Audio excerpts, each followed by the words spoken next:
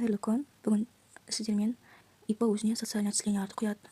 Мысалы, сізге бухгалтеріңіз айтады, осылай құю керек болады. Мысалы, ОПВ 9 мың, бұл минимальный, бұл максимальный заработная плата бойынша есептеп жатырмыз сіздермен.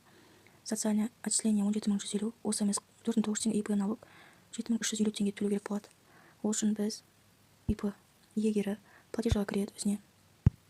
Ішіне штраф налогқа кіріп, платежи для ИП деп тұрады, соны басасыз. Обязательный пенсионный взнос ОПВ деген міне. Осын үшін таңдайсыз, өзі тұрады көрдіңіз ба, егер пеня болса пеняны таңдайсыз. Период оплаты бізде май дейсіз, өзіңіз білесіз қай уақытқа бересіз. ИП инна жазасыз, өзіңіздікін, работник тоже өзіңіздікін, и сумма жазасыз. Максимальный болса 49 мың, немесе 7 мың жазуға болады. Үй айына дейін жазасыз 7 мың теңге деп па, өзіңіз неңіз бойынша зарплатаны указать етілгеніне байланысты платить етесіз. Екіншісі социальное отчисление 17 150 теңге, тип платежа ол бізде отчислениясы. Период оплаты тоже май, иін өзіңіздікін, тоже иін работник тоже өзіңіз. Суммасын жазасыз, счет жібересіз. Сосын бізде взносы на обязательное медстрахование, социальное медстрахование ИП. Тип платежа ИП, период оплаты май. Неге өзіңіздің неңізді жазсаңыз, иіңізді продолжить десеңіз, сразу 4900 теңге шығады. Соңғысы бізде ИП индивидуальный подоходный налог осы 2020 жылдан басталады бізде. Бұл ИП-ның қай жерде тіркелгеніне байланысты, яғни уведомление тұрады сізде, адресі ИП-ның.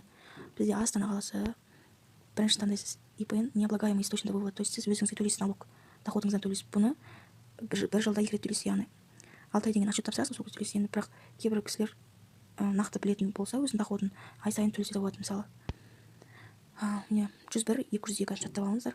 ОГД бізде Саракинский район.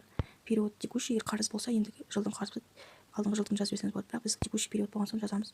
Название ИП, мысалы, қандай ИП арайлы, ИП, мысалы, Ахметова деп жазасыз, атын, бин жазасыз и сумма қарыз жазасыз. Выбрать счет для оплаты бересіз, солай. Мені қарап жатқандарыңызға рахмет. Сіздерге жақсы пайдалы ақпараттармен бөлісіп отырамын.